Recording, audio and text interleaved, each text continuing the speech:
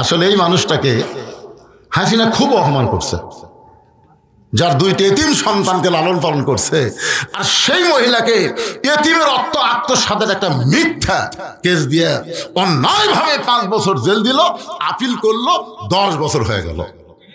আপনি কোন তো আপিল করার পরে সাজা বাড়ে না কমে? হায় হায় হাসিনা, তোর দুঃখে বাঁচি না রে, কি কামড়া করলো। কতবার তার কাছে অসুস্থ হয়েছে, বিদেশে চিকিৎসা করার একটা আবেদন করলো, একটাই কথা বলে, আইনে কোনো ফকর নাই, আইনে কোনো ফাঁক নাই।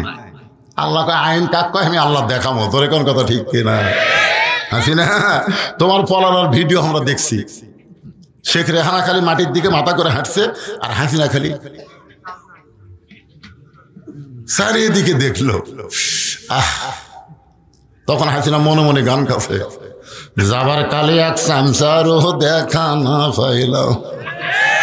যে সামসারা সংসদের মধ্যে হাসিনাকে হজরত বানাচ্ছে, ধরে কোন কি বলা, কি সামসারে, যাই যত বেশি চামচামি করবে তাকে তত বড় পদ দেয় হাসিনা, ধরে কোন কথা ঠিক কিনা? হজরত বলা স্বামী মোসান কোথায়? আরে কাউয়া কাদেরের ওয়াজ শেষ, সেই কাউয়ার ওয়াজ আর কতদিন করবেন? কাউয়া এ বাবা, এই যে মুরব্বী কি করতেছেন, লোকজন ওইদিকে তাকায়, বোঝেন না? গত বছর মাগরিবটা ওয়াজ করছি 2 ঘন্টা, একে মন ভরেনি। এবার আবার রাত্রে দাওয়াত দিয়েছে, আজকে চলতে থাকবি, দেখি কতক্ষণ হয়। না না, ওটা বসার চান্সও আছেন নাকি? 6টা প্রশ্ন খালি খেয়াল করবেন, কোরআন থেকে উত্তর হবে। তোমরা কাফেরেরা নাস্তিকেরা যা বলবা তাই। আল্লাহ শুধু আমাদের আল্লাহ না, আল্লাহর কোরআন আমাদেরকে দিয়েছে উচিত জবাব দেওয়ার জন্য, জনগণ কথা ঠিক কিনা? তোমরা বলো ইসলামের সাথে রাজনীতি সম্পর্ক নাই, আজ তোর বাপক দেখামো, দেখে যা আছে না নাই। এই যে মিডিয়ার মাধ্যমে গোটা পৃথিবী সয়লাভ হয়ে যাচ্ছে, মনে করতেছেন আমরাই কয়জন। এইগুলোর মাধ্যমে আমেরিকার যারা আছে ওরাও দেখতেছে, ব্রিটেন ফ্রান্সে যারা বাংলাদেশে আছে ওরাও দেখতেছে, ধরে কোন ঠিক কিনা? এমনকি আমার ওয়াজ পর্যন্ত পিনাকি ভট্টাচার্য হিন্দু হয়েও দেখে, ধরে কোন কথা ঠিক কিনা? বানায়নি, ভিডিও বানায়নি, আজহারি আর আমাকে নিয়ে একটা ভিডিও বানাইছে। একটু মনোযোগ দিয়ে শুনবেন। আবু বকরকে বললেন চলো যাই, নবীর সঙ্গে রওনা দিলেন। মক্কা থেকে মদিনা হলো উত্তর দিকে, কিন্তু নবী চললেন পূর্ব দিকে। আবু বকর বলে রাসূলুল্লাহ, আল্লাহ যদি মদিনায় হিজরত করতে বলে তাহলে উত্তর দিকে যাওয়া লাগবে, আপনি পূর্ব দিকে কেন চলতেছেন? রাসূল বলে, আবু বকর ওই যে একটা পাহাড় দেখতেছো, ওই পাহাড়ের উপরে একটা গর্ত আছে, এই গর্তের ভিতরে আমাদেরকে আত্মগোপন করা লাগবে। আত্মগোপন মানে লুকালুকি। আলুর বাড়ি থাকেননি আপনি? বিএনপি করবেন, আপনি জামাত করবেন, আপনি ইসলামী আন্দোলন করবেন, আর আপনি বাড়ির বউ চললে আরামে ঘুম পাড়বে। সিরাজগঞ্জের রোডে থাকতি আমার বউ মোবাইল করে বললো খবর কি, আমি বললাম রোডে, বাড়িতে আসুন না। সন্ধ্যার পর থেকে পুলিশ খালি ঘুরতেছে, আজকে কিন্তু সাইজ করবে। আমি শ্বশুরকে বললাম আব্বা যান, না বাবা আমার একটু আসা চলবি না। আমি চিন্তা করলাম কাক কল দেব, আর বন্ধু বান্ধব 3-4 জনকে দিলাম, কয়ে ভাই আপনি দাগি ভাই, আপনাকে জাগাতে না। তখন বললাম গাড়ি 1 কিলো ফাঁকে থুয়ে আলুর বাগুরের মধ্যে কম্বল পাড়া কি লুকালুকি রাসূলের সুন্নাত, জোরে কোন সুবহানাল্লাহ। আরে এই সুন্নাত যারা পালন করেননি এরা পালন করেন। আপনি এমন একটা দল করেন শয়তান যেন আপনাকে খোঁজে, জোরে কোন কথা ঠিক না? কেউ যদি বলে আমার কোনো টেনশন নাই, আমি দিনে খাই রাতে ঘুমাই, তুই শয়তানের দল করিস, তোর টেনশন হবে কোত্থেকে? মাটি থেকে 5600 ফুট উপরে, 5600 ফুট উপরে একটা গর্তের মধ্যে নবী আবু বকরকে নিয়ে, নবী দুর্বল হওয়ার কারণে আবু বকরের উরাতকে বালিশ বানায় ঘুমায় গেলেন, কিন্তু আবু বকর ঘুমায় না। কিছুক্ষণ পরে থেকে গাড়ে সুরের গরমে নবীর কপাল ঘেমে মুক্তার দানার মতন ঘাম বের হয়ে গেছে। আবু বকরের বড় লোভ হলো ওই ঘামটা যদি হাতের মধ্যে নিয়ে আমার চেহারার মধ্যে মালিশ করতে পারতাম, অন্তত বলতে পারতাম আল্লাহ আমাকে আযাব দেওয়ার আগে নবীর ঘামের কথা একটাবার চিন্তা করে। নবীর কপালের ঘাম নিয়ে যেই মাত্র চেহারার মধ্যে মালিশ করেছেন, চাঁদ সূর্য গ্রহ তারা তারি নূরেরই সারা, নইলে যে অন্ধকারে ডুবিত এই তরণী। সবাই বলেন নবী মোর পরশমণি, নবী মোর সোনার খনি, নবী নাম ভাবে যেজন সেই তো দোজা হানির ধ্বনি। গর্তের মধ্যে লক্ষ্য করে দেখে বাম সাইডে একটু উপরে একটা ছিদ্র দেখতে পাই। আবু বকরের মনের মধ্যে বড় ভয় হলো, এই ছিদ্র দিয়ে যদি কিছু বের হয়ে আমার নবীকে কামড় দেয়। গর্তের মধ্যে মানুষ হলো 2 জন, জোরে কোন কয়জন? কিন্তু কিছু বের হয়ে শুধু নবীরে কামড়াবে। নবীর প্রেমে আবু বকর এমন ভাবে হাবুডুবু খাওয়া শুরু করেছে, আবু বকরের অস্তিত্ব ভুলে গিয়া 2 চোখ দিয়ে শুধু নবীর দিকে তাকায় আছে। শিশুকালে মইরা গেছে মা, গর্ভে থাকতে মরছে পিতা, নবী চোখে দেখলেন না। কে করিবে লালন পালন, কে দিবে সান্ত্বনা, এই দুনিয়ার বড় এতিম নবী ছিলেন একজনা। বাম পাখা যখন ছিদ্রের মুখে লাগাই দিস, এমন সময় লিয়াবলুয়াকুম আইয়ুকুম আহসানু আমালা, জোরে কোন সুবহানাল্লাহ। পরীক্ষা হবে, সুন্দর আমলের পরীক্ষা হবে। আগামী ভোটে সুন্দর আমলের পরীক্ষা হবে। আমার ভোট আমি দিব, যাকে খুশি তাকে দিব, এই স্লোগান বাদ দিয়ে বলতে হবে আমার ভোট আমি দিব, দেখে শুনে বুঝিয়ে দিব। জোরে কোন কথা ঠিক কিনা? কোন চোর, কোন দুর্নীতিবাজ, কোন বাটপারকে আমার ভোট দিয়ে আমি সংসদে পাঠাবো না। জোরে বলেন কথা ঠিক কিনা? আপনাকে আল্লাহ বিবেক দেয়নি? অনেক মানুষ জান্নাত যাওয়ার সময় আল্লাহ বলবে, রে তোকে তো জান্নাত দিবারই চাইছিলাম, কিন্তু এত রড সিমেন্ট তুই চুরি করছো। আল্লাহ আমি জীবনে কোনো ইলেকশন করিনি, নেতা হইনি, তা আমার আমল নামায় রড সিমেন্ট কেন? তুই যাক সিল মারছো ওই যে চুরি করছে। ইন্নাল্লাহা ইয়ামুরুকুম আন তুআদ্দুল আমানাতি ইলা আহলিহা ওয়া ইযা হাকামতুম বাইনান নাস আন তাহকুমু বিল আদল। জোরে কোন সুবহানাল্লাহ। একটু মনোযোগ দিয়ে শুনবেন। লিয়াবলুয়াকুম আইয়ুকুম আহসানু আমালা। আল্লাহ বলে বিষাক্ত সাপ ওয়াজাতা পাহাড়ে ঘুরিস কেন? ওই গর্তের ভিতরে ছিদ্র যে পাটা লাগাই দিছে, এই পায়ের তালুতে কামড় মার। আল্লাহর হুকুমে একটা বিষাক্ত সাপ এসে বিষ মুখের মধ্যে নিয়ে আবু বকরের পায়ের তালুতে যখন কামড় বসায় দেয়, আবু বকর কান্দার বলে, সাপরে তুই মনে করছিস যে তোর বিষের যন্ত্রণায় আমি পা টান দিব? দরকার হলে আমি মরে যাব, কিন্তু পা টান দিয়ে নবীকে কামড় দেওয়ার সুযোগ পাবি না। সাপটা আবার কামড় মারে, আল্লাহর হুকুমে আবার কামড় মারে। কিতাবের মধ্যে আছে 5-5বার সাপটা কামড় মারলো, গোটা দেহ থরথর করে কাঁপতেছে। অসতর্ক মুহূর্তে 1 ফোঁটা চোখের পানি নবীর গাল মোবারকে পড়েছে। নবীর চোখ খুলে বলা, আবু বকর এরকম কান্দার পিছনে কারণ কি? বিয়ে বাচ্চার কথা মনে করে কি তুমি কাঁদতেছ?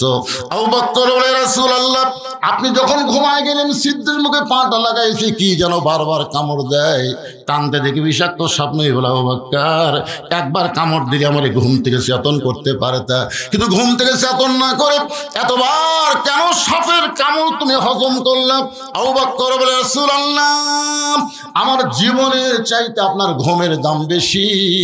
আমি মরে যাব, কিন্তু ঘুম থেকে চেতন করার বেয়াদবি আমি সহ্য করব না। এটা গায়ে সুরের সামান্য কাহিনী কইলাম। রাত শেষ। আবু জেহেল কয়, যে পহরা দিলাম রে, এ তো বাড়াবার পারেনি। আবু সুফিয়ান বলে, নেতা তাহলে আজকের মতো ফেরত যাই। আবু জেহেল বলে, না, এই 7-8 জন নেতা একত্র হওয়ার সুযোগ আর নাই। আজকে যখন আমরা একত্র হয়ে মারার জন্য আইছি, মাইরেই যাবো। তো বলে কিভাবে? বলে ঘরের মধ্যে ঢুকে টানা বের করে তারপরে আবু জেহেলের কথা মতো আবু জেহেলের নেতৃত্বে 37 জন নেতা নবীর ঘরের দরজায় গিয়ে যেই মাত্র দরজা টান দিয়ে খোলে, দেখে চাদরের মধ্যে নাক দেখে ঘুম পাড়তিছে, মাথা ঢাকা, পাও ঢাকা। আবু জেহেল খেরে এক মারার জন্য আমরা সারা রাত পড়া দেই, আর এইভাবে ঘুম পাড়ে। আবু জেহেলের একটা চামচা ছিল, নাম হলো উলিদ বিন মুগিরা। ওর হাতে একটা বর্ষা ছিল, জোরে কোন কি আছিল, এই বর্ষাটা চাদরের উপর দিয়েই মারবি, যাকে মারার জন্য সারা রাত চেতন থাকি, আর আমি ঘুম পাড়ে, এক না মারা পর্যন্ত শান্তি নাই। এই বলে যেই মাত্র বর্ষা মারতে চাই, নবী আবু জেহেল খপ করে বর্ষাটা ধরছে। এই ঘুমন্ত মানুষকে মারা জায়েজ নেই, সুবহানাল্লাহ না কেন? আচ্ছা, এই ফতুয়া আবু জেহেল কেন দিয়েছে কন্ত? এই ফতুয়া দেওয়ার পিছনে কারণ হলো আল্লাহর নবী যে সত্যি নবী, এটা আবু জেহেল জানে। আবু জেহেল কিন্তু মারবি না, কারণ আবু জেহেল মারার জন্য লোক সেট করবি, কিন্তু নিজে মারবি না। আবু জেহেল তো খুবই চালাক মানুষ, বোঝেন না, যে নবীর বাড়ি হলো আমার বাড়ির কাছে, আর এই নবীকে যদি তার বাড়িতে আমি হত্যা করি, তাহলে গজব আসলে তো আমার সুদ দেয়। এই জন্য বলতেছে না, ঘুমন্ত মানুষকে মারা জায়েজ নাই। উলিদ বিন মুগিরা বলে, নেতা সব সময় আপনার কমান্ড মানা যাবে না, সারা রাত ধরে যাকে পহরা দিলাম, আর সেই বেটা আরামসে ঘুম পাড়ে, আমি মার বই। এই বলে আবার যখন বর্ষা মারতে চাই, আমি নেতা থাকতে তুই চামচে এত গরম করে। আজকে বাংলাদেশে দেখবেন অনেক নেতার চাইতে চামচার মোশন বেশি, জোরে কোন কথা ঠিক না? বড় নেতা চাতি না, কিন্তু চামচার অত্যাচার আমাকে থাকাই কঠিন। একটু মনোযোগ দিয়ে শুনবেন, আল্লাহ নবীর যত শত্রু ছিল, সবচাইতে বড় শত্রুর নাম হলো আবু জেহেল, আর সবচাইতে খারাপ শত্রুর নাম হলো উলিদ বিন মুগিরা। সবচাইতে বড় শত্রুর নাম কি? সবাই বলেন, বড় শত্রুর নাম কি? আর সবচাইতে খারাপ শত্রুর নাম কি? আমাদের বড় শত্রু কিন্তু ভারত। আপনি মানেন বা না মানেন, বাংলাদেশের জন্য সবচাইতে বড় শত্রুর নাম কি? আরো জোরে বলেন।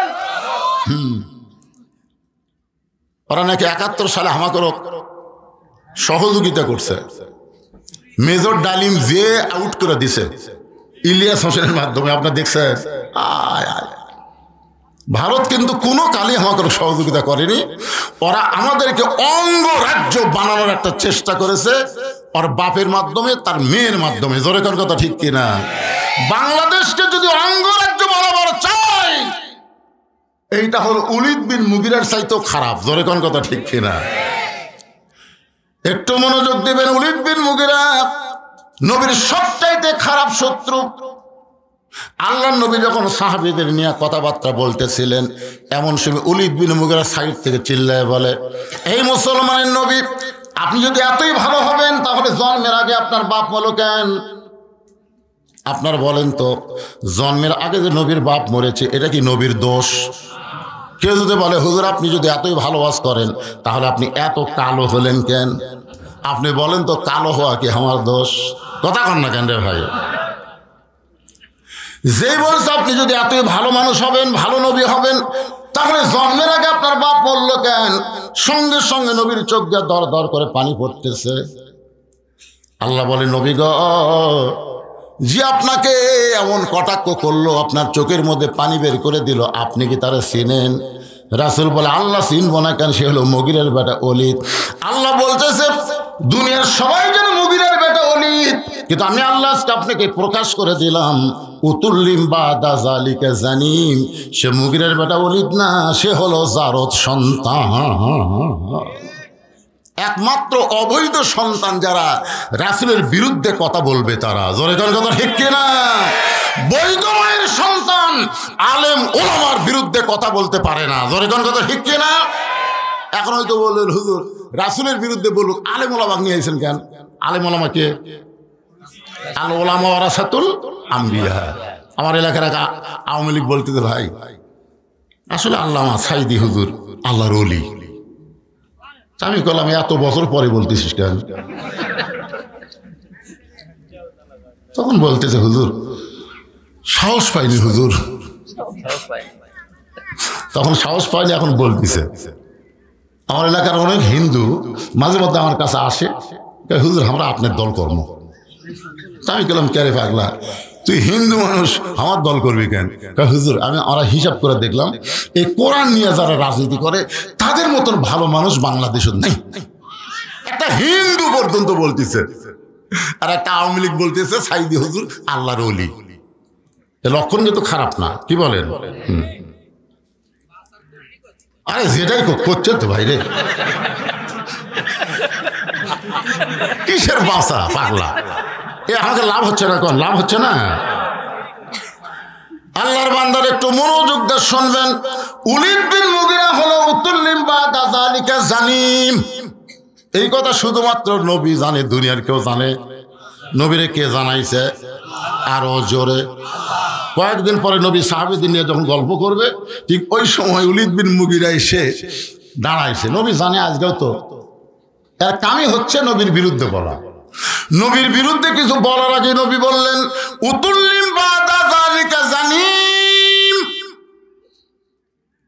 ওলীদ বিন মুগীরা মারছে দৌড়, এক দৌড়ে গেল মায়ের কাছে। ধরে বলেন কার কাছে?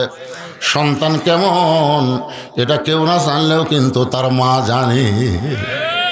যে সন্তান কোরআনের মাহফিলে বসে কিছুক্ষণ বসার পরে লাফদা ওঠে, আবার বাহিরে গিয়া ঘরে, আবার কিছুক্ষণ বসে আবার ওঠে আবার ঘরে। আবার দেখবেন কিছু সন্তান বসেই না, ওরা মাহফিলের বাইরে ঘুরঘুর করে। জোরে কোন কথা ঠিক কিনা? এই সন্তান কেন এমন হলো? যদি জানবার চান তার মায়ের কাছে যান, জোর করে ধরলে অবশ্যই বলবে এই সন্তান যখন পেটে ছিল আমি পেটত নিয়ে গোটা পাড়া ঘুরঘুর করছি, পেটের মধ্যেই ওর ঘূর্ণি ব্যারাম হচ্ছে, বাইরে আইসা কোনো জায়গায় ঠিক মতো থাকবার পারে না। আর সন্তান যদি সিজার করা হয়, জন্মের আগে জন্ম হওয়ার কারণে ওই সন্তান সবসময় অস্থির থাকে। জোরে কোন ঠিক কিনা? অস্থির বোঝেন না? 2 দিন আগে জন্ম হচ্ছে, ঘুমের মধ্যে বাইর করে কাকের বাঁচা না মরারে, তখন পাও ধরে এরকম একটা ঘুরান দেয়, ওর মাথার ঝাঁকি লাগায় করে কান্দে ওঠে। ওই যে মাথার ঝাঁকি খাসে ভাই, ওই ঝাঁকিতে ওই মোবাইল ছাড়া ভাত খায় না, ওই মোবাইল ছাড়া কান্না থামে না। জোরে কোন কথা ঠিক কিনা? সন্তান ভালো না মন্দ এটা জানি কে? আরো জোরে। আমার মায়েরা কিন্তু বলেছে গত বছর হুজুর আমাকে কোনো ওয়াজ করে নাই, ফাঁকি দিয়ে চলে গেছে, কিন্তু আজকে হুজুর ফাঁকি দিলে চলবে না। আমার মায়েদের জন্য কিছু ওয়াজ কোরআনে আসে না নাই? জোরে কোন আসে না নাই? কি হয়েছে বাবা?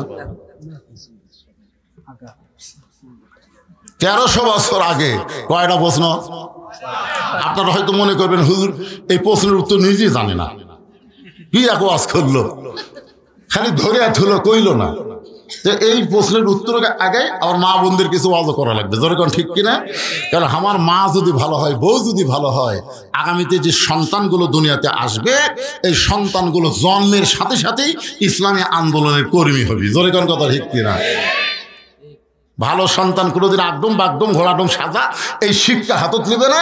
ওরা কোরআনকে একমাত্র শিক্ষা এবং চরিত্র উন্নতির শিক্ষা, নৈতিকতার শিক্ষা হিসাবে গ্রহণ করবে। জোরে কোন ঠিক কিনা?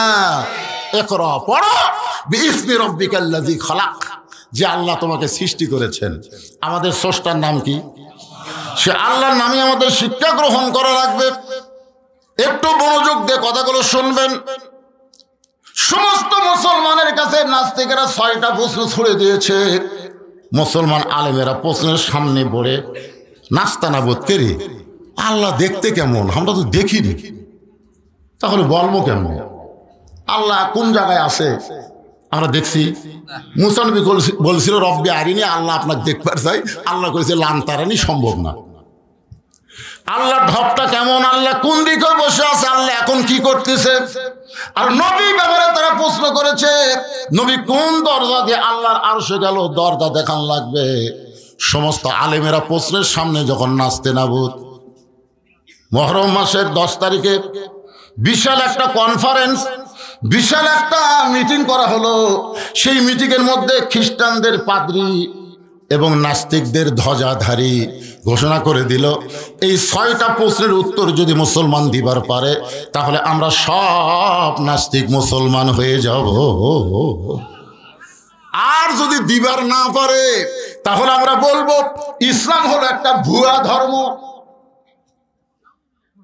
আপনার বলেন তো ইসলাম কি ভুয়া? আল্লাহ কোরআনে বলেছেন ওমাইয়াবতাগি গায়রাল ইসলাম দীনান ফালাই ইউকবালা মিনহু। এই আয়াতের বাংলা অর্থ হলো ইসলাম ছাড়া অন্য কোনো জীবন ব্যবস্থাকে ধর্ম হিসাবে যদি গ্রহণ করে লা ইউকবালা মিনহু, আল্লাহ বলেছেন সেইটা কখনোই কবুল করা হবে না। তাহলে আল্লাহর কাছে একমাত্র ধর্মের নাম কি? সবাই বলা লাগবে, এটা কি আমার বাপের কথা বললাম না আল্লাহর কোরআনের কথা বললাম? একমাত্র ধর্মের নাম কি? আরো জোরে জোরসে বলুন, ইন্না দীনা ইনদাল্লাহিল ইসলাম। একেবারে বাহাসের দিনে একটা আলেমও যায়নি, যেগুলো অবান্তর প্রশ্নের উত্তর কেমনে দিব। খ্রিস্টানরা যখন বলবে ইসলাম ভুয়া, তখন মাত্র 13 বছর 6 মাস বয়সের একটা বাচ্চা,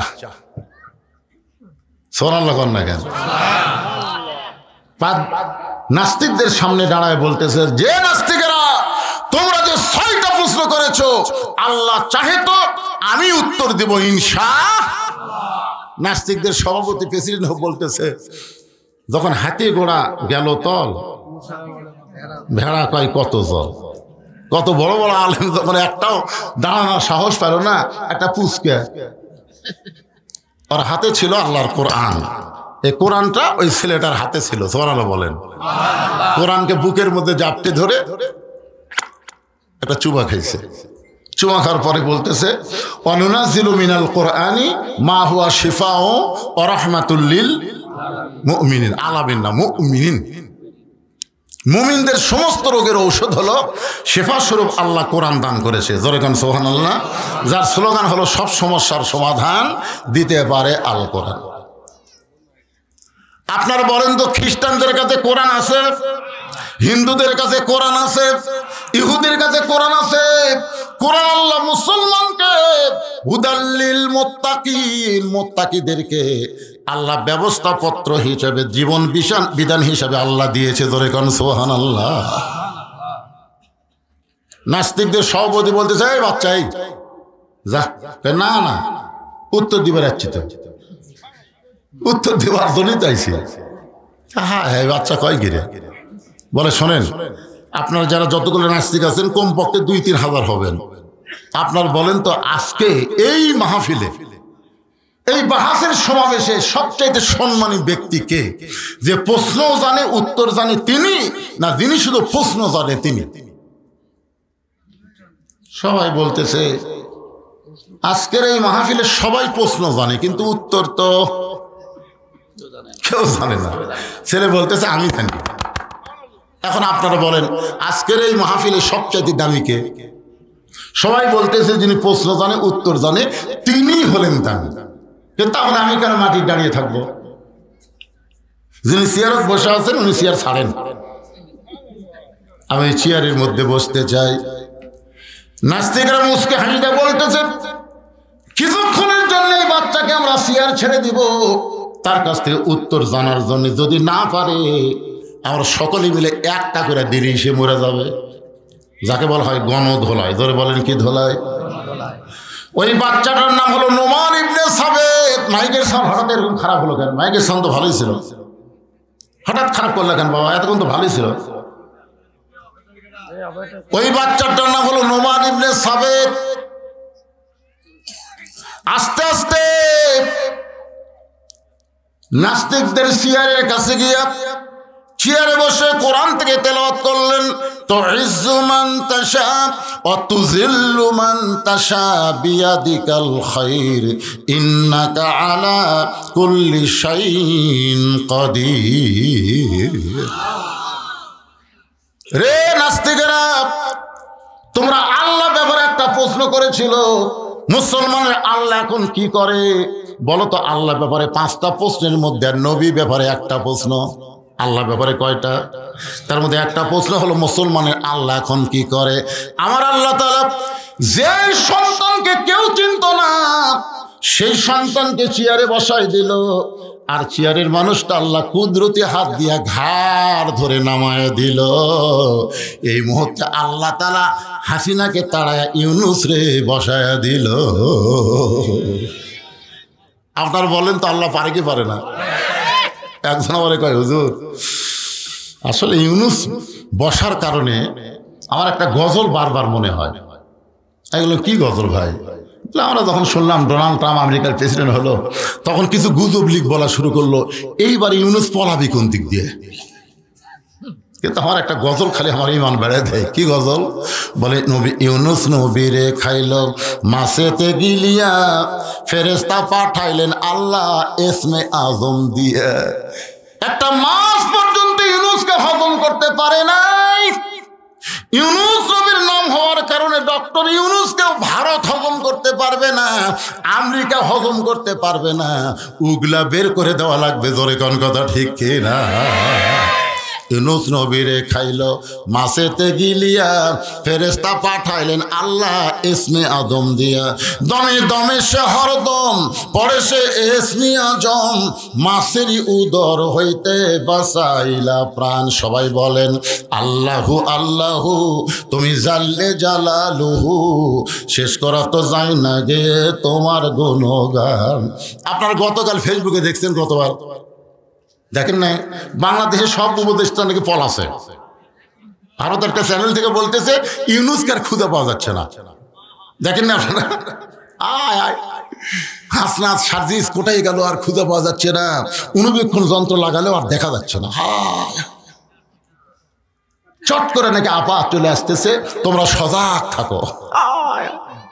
কি গুজব রে! এখন কিছুদিন পর দেখা লাগবে বাংলাদেশের গুজবটাই হলো সবচাইতে বড় গুজব। জোরে কোন কথা ঠিক কিনা ভাই?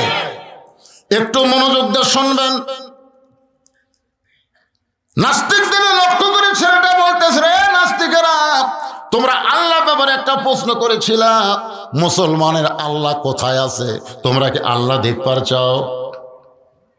নাস্তিকেরা সবাই মুসকি মুসকি হাসতেছে, এইটা পারবি না। 13 বছর 6 মাস বয়সের বাচ্চাটা বলতেছে, আল্লাহ যদি দেখবার চাও তাহলে একজন আমার কাছে আসো।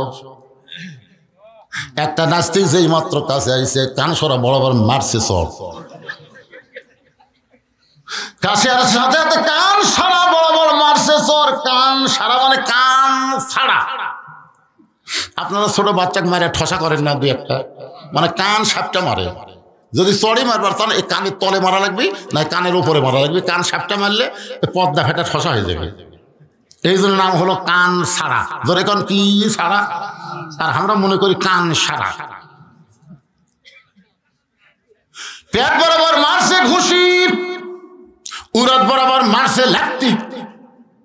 নাস্তিক চিল্লা বলে, এই ছোট্ট ছেলে, এত মানুষের মধ্যে আমাকে মারো কেন? ছোট্ট বাচ্চা বলতেছে, মারলে কি হয়? তাই মারলে আমাকে লাগে। তুমি কেমনে বুঝলে? আমি জীবিত মানুষ মাত্রই বুঝি মারলে লাগে। ছোট্ট বাচ্চা মুসকি মুসকি হাসের বলে, এ জীবিত মানুষ, তোমাকে চড় মারলে লাগে, লাথি মারলে লাগে, ঘুষি মারলে লাগে। তুমি বলো তো, তোমার জীবনকে তুমি কোনদিন দেখছো? না, আমি তো জীবন দেখিনি। তো জীবন না দেখে বিশ্বাস করলে কেমনে? বলে জীবন গোটা দেহকে নিয়ে বিরাজ করতেছে। ছোট্ট বাচ্চা আসমানের দিকে তাকায় বলেন, কুল হু আল্লাহু আহাদ আল্লাহুস সামাদ লাম ইয়ালিদ ওয়া লাম ইউলাদ ওয়া লাম ইয়াকুল লাহু কুফুয়ান আহাদ। একবার পড়লে 10 পারার সওয়াব পাওয়া যায়, 3 বার পড়লে 1 খতম পড়ার সওয়াব পাওয়া যায়। অন্য জায়গায় আল্লাহ বলেছেন, রে আমার বান্দারা, তুমি যেখানে থাকো না কেন আমি আল্লাহ তোমার সঙ্গে আছি। জোরে গান সুবহানাল্লাহ। আমরা যদি আল্লাহর বান্দা হই, অহুয়া মাকুম আইনামা কুনতুম, বান্দা তুমি আছো যেখানে, আমি আল্লাহর পাওয়ার, আল্লাহর শক্তি, আল্লাহর দয়া তোমাদের সাথে আছে না নাই? এজন্য তো আছে না নাই? নাস্তিক বলতেছে, আমি কোনোদিন তো জীবন দেখিনি।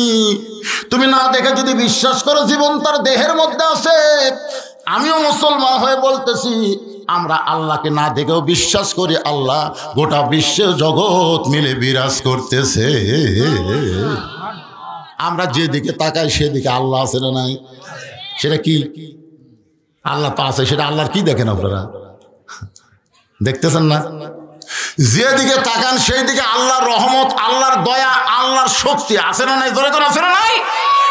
তোমরা ইহুদির বাচ্চাদের হাতে অস্ত্র দিবা আর ফিলিস্তিনি মুসলমান ছোট ছোট বাচ্চাকে ওরা গুলি করে মারবে।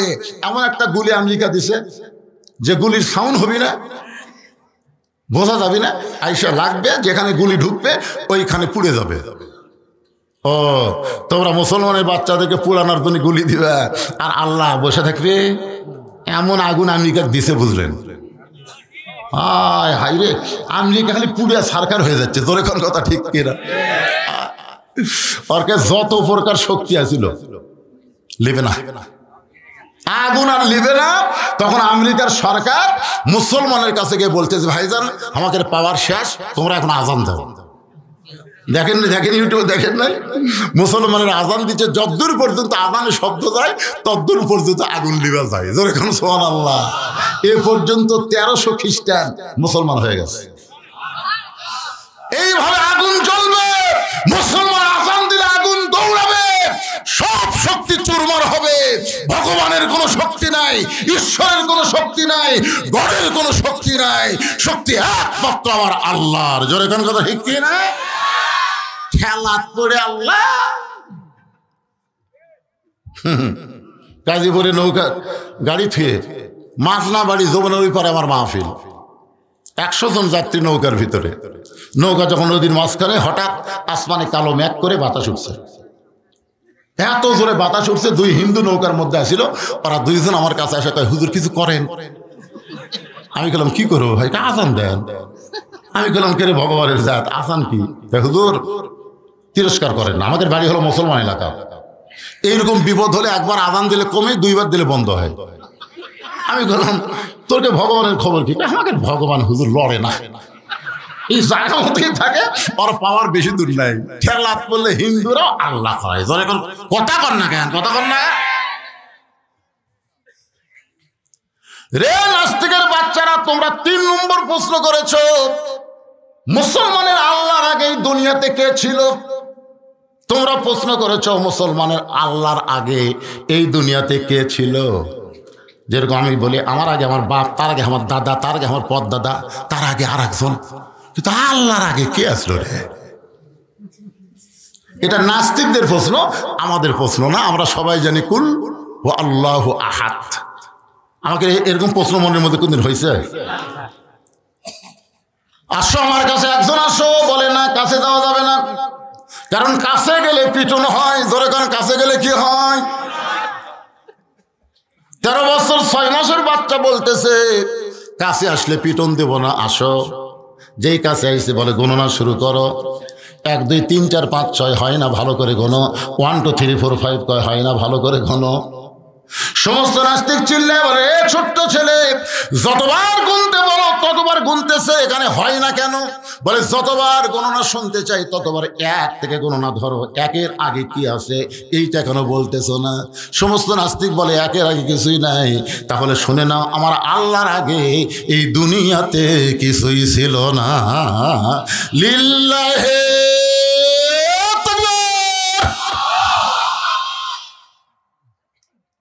তারপরে আল্লাহ নবী ব্যাপারে প্রশ্ন কয়টা? জোরে বলেন কয়টা? 6টা প্রশ্নের 3টা প্রশ্নের উত্তর হয়ে গেল, আরো 3টা আপনাদের সামনে দিব, আপনাকে শুনবেন না। কিন্তু আমার মা বোনদের জন্য ওয়াজ করতে চাই, আমি ওয়াজটা বন্ধ করে রাখছি। মায়েরা শোনেন, বেশি ওয়াজ আপনাদের জন্য নাই, মাত্র 4টা ওয়াজ রাসূল করেছেন। 1 নম্বর কি? 5 ওয়াক্ত নামাজ। মায়েরা নামাজ পড়ে কিন্তু ওয়াক্ত মতো পড়বার চায় না, কাজের দোহাই দিয়ে ওয়াক্ত বাদ দিয়ে অন্য সময় নামাজ পড়ে। আমি মায়েদের বলবো, মা মসজিদ যখন আজান দেয়, ওই আজান দেওয়ার 15 মিনিটের মধ্যে যদি মাগরিবের নামাজ ছাড়া সমস্ত নামাজ যদি পড়েন, তাহলে মসজিদে নামাজ পড়ে মরদ মানুষ যে সওয়াব পাবে, আপনি বাড়িতে নামাজ পড়লে একই সওয়াব পাবে।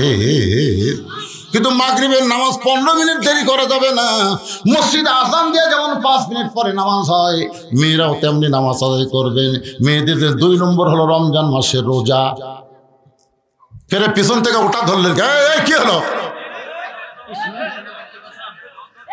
না না, এরা যে একবারে 4-5 জন কি মেয়ে মানুষের ওয়াজ শুনবেন না? আপনারা শুনবেন না?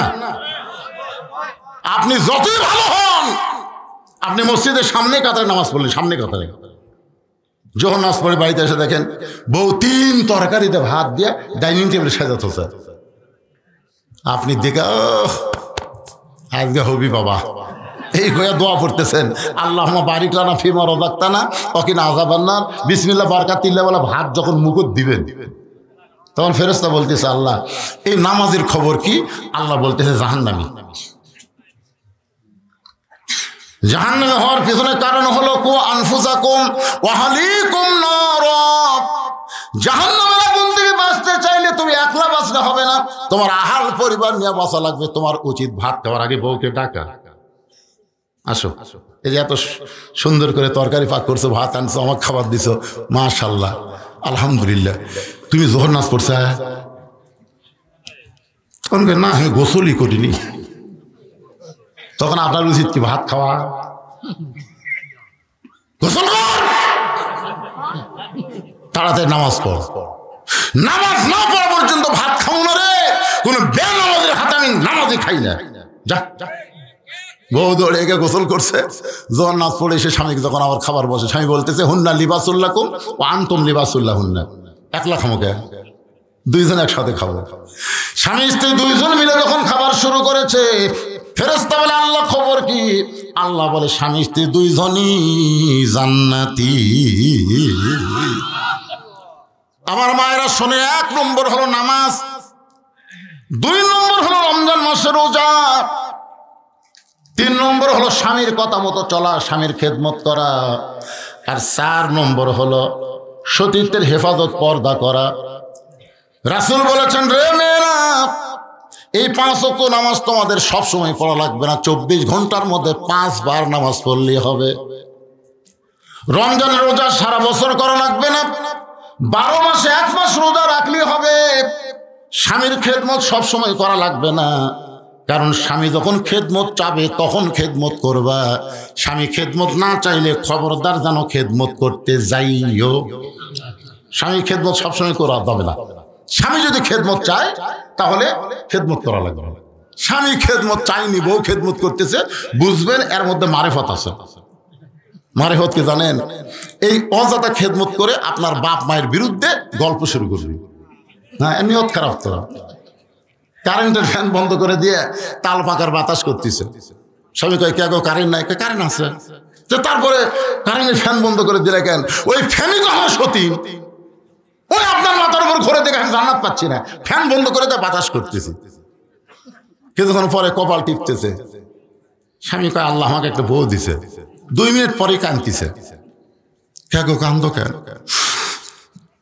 কান্দার কারণ হলো তোমার বুড়া বাপ আর তোমার বুড়ি মা আমার কলজা সেদা করে দিচ্ছে। তুমি জানো, তুমি যখন বাড়িতে থাকো না, এই বুড়া বুড়ি আমার সাথে কি হারা লাগে তুমি জানো?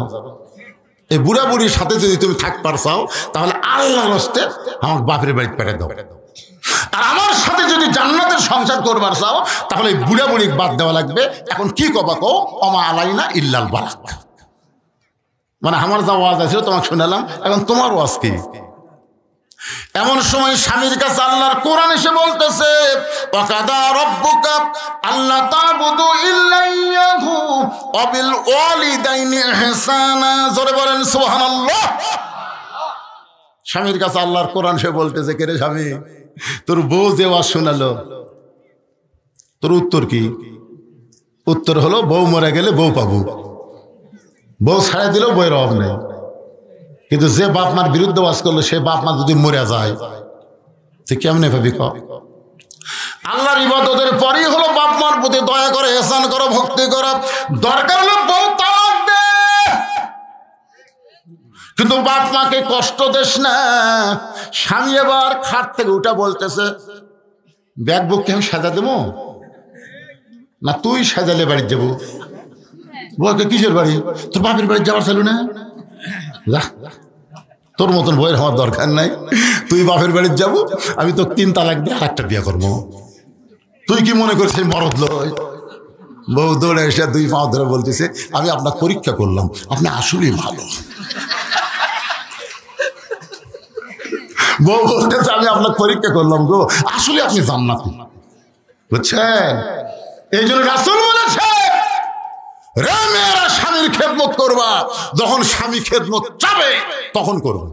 অযথা খেদমত করতে যাও না, অযথা খেদমত করলেই শয়তান তোমাকে ধোঁকা দিবে। 4 নম্বর হলো সতীত্বের হেফাজত, পর্দা করা। এক দৌড়ে ওলীদ বিন মুগীরা মায়ের কাছে, মনে আছে না ভুলে গেছেন? কার কাছে? মা, মারে।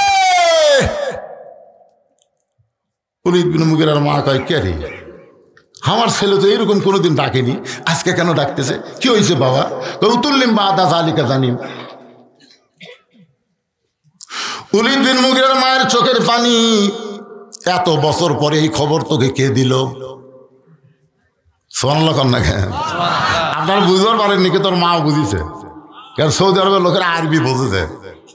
নবী কোরআনের আয়াত দিয়ে কি বুঝাইছে ওলীদ বিন মুগীরাও বুঝিছে আর মাও বুঝিছে, কিন্তু আমরা বুঝিনি। আমরা বুঝি না ভাই, কারণ 15.5 বছর বেকায়দায় আমি বহু আরবি দোয়া করছি, বহু আরবি।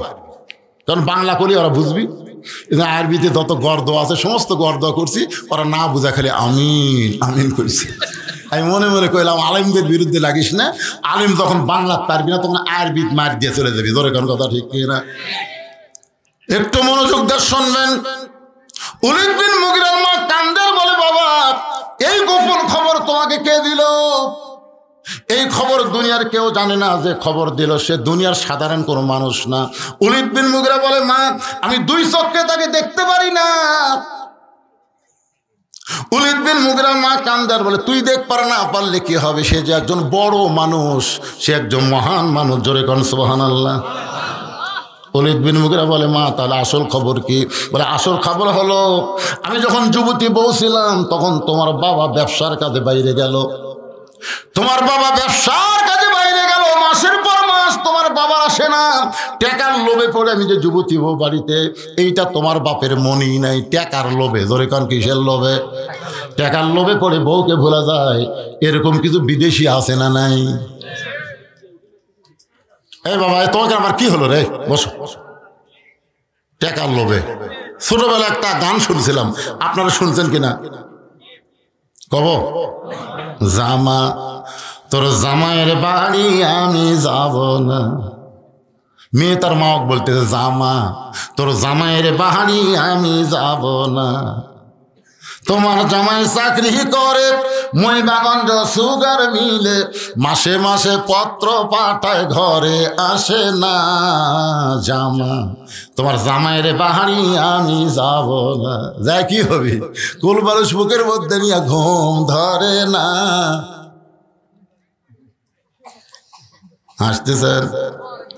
একটা যুবতী বউকে তুই, একটা যুবক স্বামী যদি মাসের পর মাস বিদেশে থাকে, ওই যুবতী মেয়ের যে কি কষ্ট হয়। মাঝে মধ্যে গভীর রাত্রে গান গায়, একা একা কেন ভালো লাগে না, কোনো কাজে মন যেন বসে না, আমার কি হতে কি হইয়া গেল, আমি নিজেও তো কিছু বুঝি না। ওলীদ বিন মুগীরার মা কান্দের বলে, বেটা রে, মাসের পর মাস তোর বাবা যখন বাড়িতে না আসে তখন আমার মধ্যে একটা ব্যারাম ঢুকলো, আমি এখন যুবতী মেয়ে কি করব? তখন ঘরের ছাদের উপরে গেলাম, ছাদের উপরে গিয়ে দেখি তোর বাপের ছোট ভাই তাওয়াফ করতেছে। কি করতেছে? তাওয়াফ বোঝেন না? তাওয়াফ বোঝেন না? দেখবেন যেই বাড়িতে মরদ মানুষ নাই, যুবতী বউ আছে, ওই বাড়িতে দেওয়ার অভাব আছে। ভাবি, ও ভাবি, বাজারে যাচ্ছে, কিছু লাগবে নাকি? আচার টাচার? শোনেন মনোযোগ দিয়ে, আজকে বাংলাদেশে পরকিয়া বাড়িছে না কমিছে? কথা বলেন না কেন? পরকিয়া বোঝেন? একজন না না বোঝেন না, এরা কোন তালত আছে রে? আজকে মায়েরা চিন্তা করতেছে হুজুর আজকে আসল ওয়াজ ধরছে, আসল ওয়াজ। একটু মনোযোগ দিয়ে শুনবেন। নবী আমার ঘরের মধ্যে বসা, এমন সময় উম্মাহাতুল মুমিনিন ঘরের মধ্যে ঢুকছে। সঙ্গে সঙ্গে নবী আমার দাঁড়ায় গেল, ঘরের দরজা জানলা বন্ধ করে দিল। মা আয়েশা থরথর করে কাঁপতেছে। রাসূল বলে, আয়েশা কাঁপো কেন? বলে, হুজুর আপনার জুতার পরশে আল্লাহর আরশ ধন্য হয়ে গেছে। সেই ঘরের মধ্যে যদি কোনো বেয়াদবি হয়, রাসূল বলে, আয়েশা একজন নবীর জুতার পরশে আল্লাহর আরশ ধন্য হয়ে গেছে, একজন নবীর। আয়েশা বলে, হুজুর আপনি তো সেই নবী। রাসূল বলে, আয়েশা যতক্ষণ দরজা খোলা ছিল ততক্ষণ আমি নবী ছিলাম, কিন্তু যেই দরজা বন্ধ হয়েছে আমি আর নবী নাই আয়েশা, আমি হলাম স্বামী আর তুমি আমার বিবি। মা আয়েশা দৌড়ে এসে নবীর বুকের মধ্যে মাথা ঢুকায় বলতেছে, আল্লাহ, আমার নবী শুধু বিশ্ব নবী না, আমার নবী হলেন পৃথিবীর 1 নম্বর স্বামী। নবী আস্তে করে সুবহানাল্লাহ করলেন না কেন? নবী আস্তে করে এই ডান হাতখানা মা আয়েশার পিঠের উপর একটা চাপ দিছে, এরকম চাপ দিছে। আল্লাহ কয়, জিবরাইল কোথায় রে? তাড়াতাড়ি কোরআনের আয়াতে নবীর কাছে যা। দেখেন বউকে বুকের মধ্যে না চাপ দিলে খুশি কে? যা তাড়াতাড়ি কোরআনের আয়াতে নবীর কাছে যা। জিবরাইল বলে, আল্লাহ আমি তো বহুবার আয়াতে নবীর কাছে গেলাম। এভাবে বলার কারণ কি? বলে, নবী ঘরের মধ্যে দরজা জানলা বন্ধ করে যে আমল করতেছে, এই আমল করার কারণে আমি আল্লাহর আরশ খুশি হয়ে গেছে। এখন বলেন তো, নবী দরজা জানলা বন্ধ করে কি আমল করতেছে? নামাজ পড়ছে, জিকির করতেছে, কোরআন শরীফ পড়তেছে, বউকে বুকের মধ্যে চাপা ধরেছে।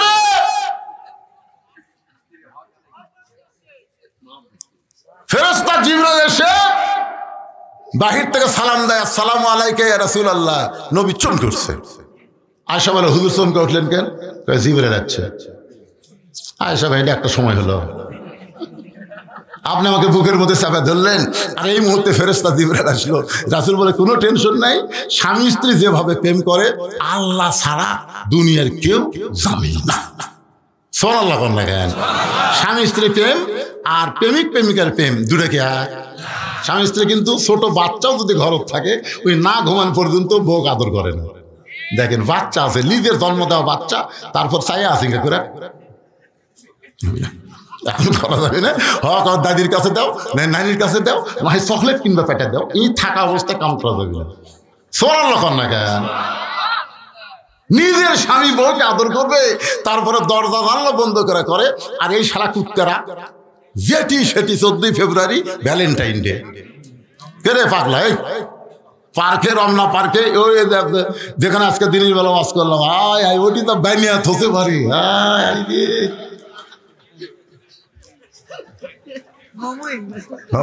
দিনের বেলা করলাম কি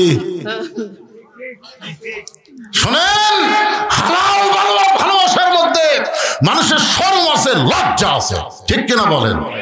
আর এই শালা মনে 2 কুত্তা জোড়া রাখছে কাতি মাস। জুমার দিনে মসজিদের সামনে 2 কুত্তা অকাম করছে। জুমার দিন মুসল্লি আসা দেখেন, যতই কয় কুত্তা আর ততই মজা পায়।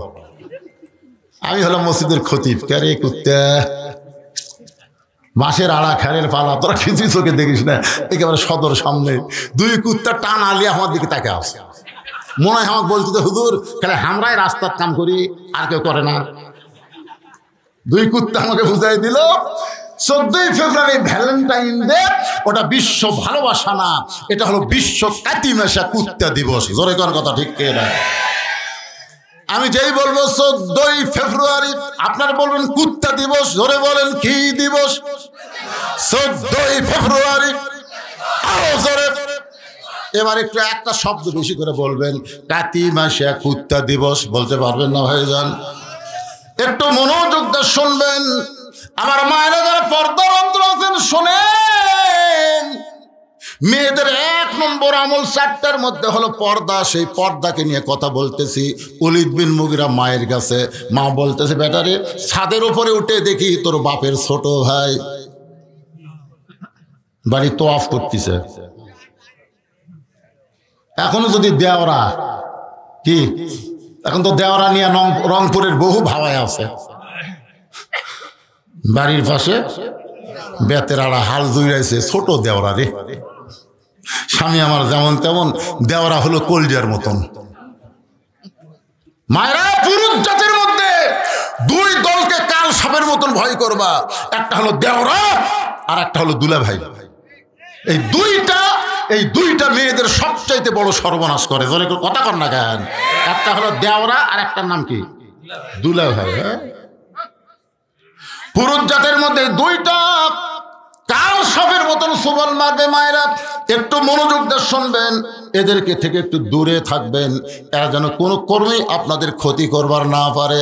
আর যারা মেয়ের বাবা এখানে আছেন, আমিও 3টা মেয়ের বাপ, মেয়ের বাবা যারা আছেন তাদের পাও থাকতে বলি, একটা মেয়েকে বিয়ে দিয়েছেন আর একটা যুবতী হয়েছে, ওই মেয়েকে দুলাভাইয়ের সাথে ঘেঁষতে দিবেন না।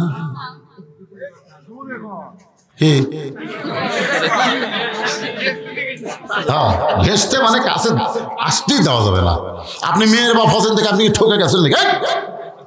আপনি জানেন একটা মেয়ের বাপ একটা জান্নাতের মালিক, 2টা মেয়ের বাপ 2টা জান্নাতের মালিক, 3টা মেয়ের বাপ নবী বলেছেন আমার সাথে জান্নাতে থাকবে। আমার, আপনি মেয়ের বাপ হোসেন ঠকে গেছেন নাকি? এই পাঁটার বাপেরাই ঠকিছে, পাঁটার বাপ। আমার 3টা মেয়ে আল্লাহ দিছে, 3টা মেয়ে ঘরের মধ্যে আসে। আমি বললাম, মা কি খবর? যদি বুঝবার পারেন। আমি 3 মেয়ে 300 টাকা দিলাম। 300 টাকা নিয়ে বলতেছে, বাবা কি করবো? তোমার আর কিছু বলবে? সেটা আপনার বিবেচনা। তখন আবার 3 জন আর 100 করে 200 দিলাম। আমি বললাম, মা কি খবর এখন? সেটা যদি আপনি বোঝেন, সেটা সব আল্লাহর ইচ্ছে। তখন আর 100 করে দিলাম। ওরা 3 জন হাসতে হাসতে চলে গেল। গেলাম, আল্লাহ রে, মেয়েরা এইভাবে টাকা চায়, কি সুন্দর চা। আমার তো ছেলে নেই, যদি ছেলে থাকতো তো কি হতো? এটা জানার জন্য আর ভাইকে বললাম, ভাই আমার তো আল্লাহ ছেলে দেয়নি, খালি মেয়ে দিছে, তা তোমার ছেলে আছে, ছেলে কিভাবে টাকা চায়? আর ভাই মাটির দিকে তাকা থেকে বলতেছে, শালার লাগবে 106,000। আমি সেই দিনই বুঝেছি, ভাই বেটার চাইতে বেটি ভালো। সুবহানাল্লাহ। ছেলেকে সব ভালো ভালো জমি দিছেন, দিয়ে আপনি হজ করে গেছেন। মেয়েকে ছেলেদের বলছেন, তোমার বোনকে তো কিছু দেওয়া লাগবে। ওই রাস্তার ধারে ওই জমিতে আবাদ হয় না, দোপা জমি, ঘৃণা করে একটা জমি দিছে। এখন ওই দিক দিয়ে রাস্তা বড় হয়ে গেছে। রাস্তা যখন বড় হয়, ওই জমি 1 বিঘার দামে 1 শতক সরকার কিনে নেয়। ধরে কোন সুবহানাল্লাহ। তুমি ঠকাইবার চাইলেও মেয়েরা ঠকবে না।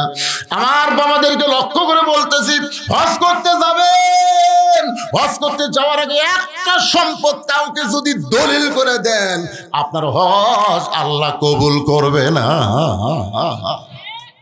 আপনি জীবিত অবস্থায় কেন দিবেন? মরার পরে যাই যেমন পাও না, আল্লাহ সে ফারাজ আল্লাহর কোরআনে দিয়েছে। ধরে কোন কথা ঠিক না? একটু মনোযোগ দিয়ে শোনেন।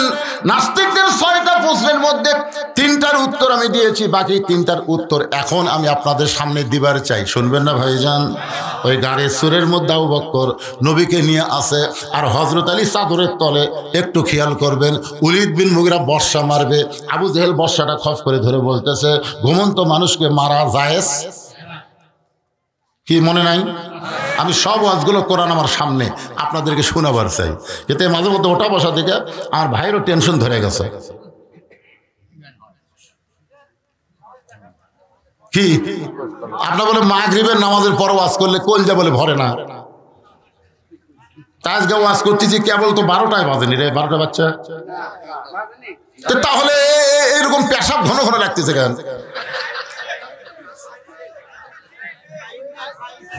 একটা লোক ওটা চলবে না, একটা লোক না। ও যে একটা যাচ্ছে একটা বার আসতেছে। কি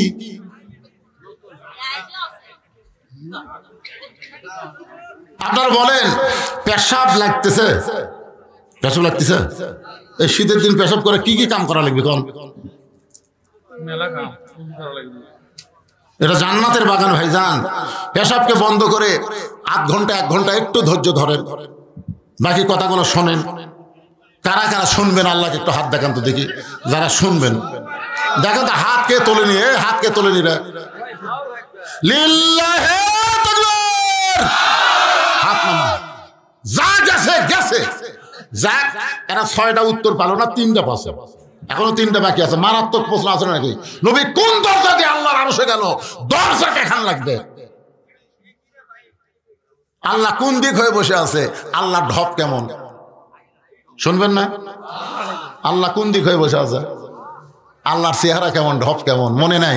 মনে নাই। আর নবী কোন দরজা দিয়ে আল্লাহর আরশে গেল? দরজা দেখান লাগবে। এই 3টা প্রশ্নের উত্তর আমি দিব, কিন্তু এখন ভাইজান কঠিন জায়গায় রাখছি। উলিদ বিন মুগিরা বর্ষা মারতেছে, ওই বর্ষা আবু জেহেল খপ করে ধরে যেই চাদর টান মারছে, চাদর টান মারার সাথে সাথে 37 জন নেতার চোখ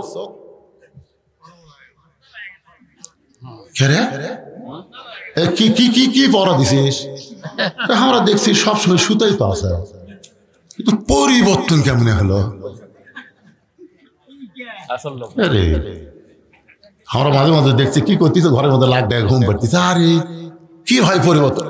আলী, যত রাত সব আলীর উপর। নবী কোন দিকটা পড়ালো রে? আলী মুসকি মুসকি হাসতেছে। 2 কারণে হাসি। এক কারণে হলো যে নবী এখন নিরাপদে আছে, জোরে কর না সুবহানাল্লাহ। আর একটা কারণ হলো তোরা 37 জন কি পড়া দিল?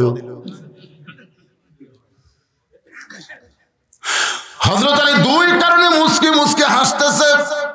আবু জেহেল বলতেছে আলী কোন দিকটা পলায় গেল? আলী বলতেছে আমি ঘুমের মধ্যে ছিলাম, তোমরাই তো চেতন ছিলে, তাহলে কোন দিক দিয়ে গেল সেইটা তোমরা না ধরে ঘুমের মানুষকে জিজ্ঞাসা করো। এমন কথা যেই বলেছে হযরত আলী, আবু জেহেলের মুখত পড়ছে ছাই। উত্তর দেওয়ার কোনো বুদ্ধি নাই। আবু জেহেল বলতে চলো যাই, এখন পর্যন্ত পলাবার পারে নাই। আমার মনে হয় এই সময়ের মধ্যে কোনো রাস্তা না গিয়া কোনো গর্তের মধ্যে লুকে আছে। চলো পাহাড়ের যত গর্ত আছে সমস্ত গর্তগুলো আমরা খুঁজতে থাকবো। এই কথা বলে যখন 37 জন নেতা হযরত আলীকে ছেড়ে রওনা দিয়েছে, এমন সময় হযরত আলী দাঁড়ায় বলতেছে এই নেতারা এদিকে তাকা। সমস্ত নেতারা যখন তাকাইছে, হযরত আলী ভাবে কি? আবু সুফিয়ান বলতেছে এই তো ঘুমের মধ্যে থেকে পলানোর চান্স করে দিল, একে আগে সাইজ করা লাগবে। আর এই বলতেছে এই জন্যই তো ডাকতেছে। আলী চিন্তা করতেছে ঘুমের ভিতর থেকে আমার কিছুই হয়নি, আমি আরামে ঘুম পাচ্ছি, আর আমার নবী নিরাপদে গেছে। আর এই সময় যদি এদের সাথে একটু খেলবার না পারি, খেলতে খেলতে সময় যাবি, নবী আরো দূরে চলে যাবি। ধরে কর সুবহানাল্লাহ। এটা কি কালা মনে করছেন মাজাত বল নাই? কোন মতে টেতো তুটে কয় খেলা হবে, খেলা হবে। কে রে পাগলা, খেলবার গেলে মাজাত বল থাকা লাগবে রে পাগলা। আলী বলতেছে আয়। খালি আল্লাহ নবী যদি আমাকে বলতো আলী 37টা সার পোকা আমার খুব ডিস্টার্ব করতেছে, তুই আলী একটু সাইজ করতো, এতক্ষণ তোমরা ফেরত যাবার পারত না। কিন্তু নবী আমার ঘুম পারবার কথা, এই জন্য আমি ঘুম পারছি। এখন আয় আয়। কি বুঝতেছেন? 37টা কি সার পোকা, খালি নিয়ম।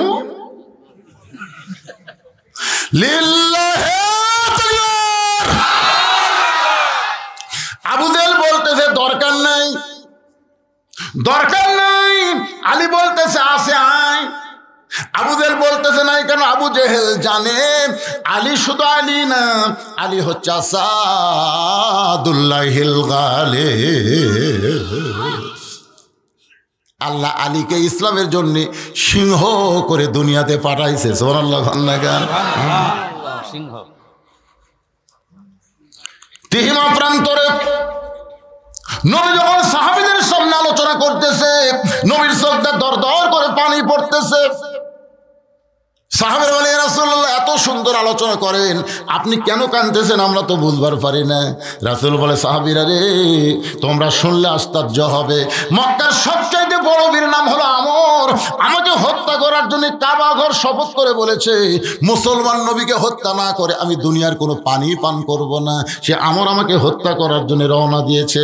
আমর প্রতি সন্ধ্যায় 21 কেজি খাদ্য খায় আর 3.5 ওজনের তরবারি নিয়ে জিহাদের ময়দানে যায়। সে আমর আমাকে হত্যা করার জন্য রওনা দিয়েছে। এইটা জানার পরে চোখটা দরদর করে পানি আসতেছে।